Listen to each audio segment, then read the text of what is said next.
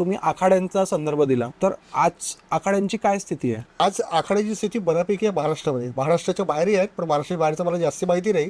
पण महाराष्ट्रात किंवा मुख्यतः मी नागपूरचा आहे, तर नागपूरचे आखाडे सांगतो मी.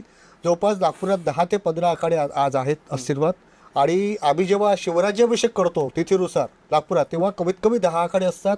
आखाड्यामध्ये मुलींची संख्या लक्षणीय आहे आणि मी मुलींना प्रोत्साहित करतो की अत्यल्प फीमध्ये आम्ही त्यांना सगळं लाठी काठी दांडपट्टा भाला तलवार हे सगळं शिकवतो. आणि आजच्या मुलीला ती लहान असो की मोठी असो, ती विवाहित असो की अविवाहित असो, त्याला शस्त्र शिक्षण देणं आवश्यक आहे.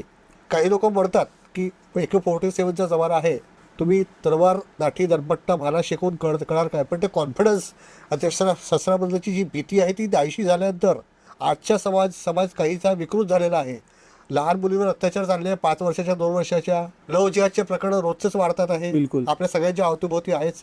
तर अशा परिस्थितीत आज स्त्रीला, ती लहान असो, 5 वर्षाची असो की 50 वर्षाची असो, तिला सक्षम करायचं असेल, मनाने सुदृढ करायचं असेल, नुसतं क्वालिफिकेशन घेऊन होणार नाही, तर तिला शस्त्र शिक्षण हे काळाची गरज आहे.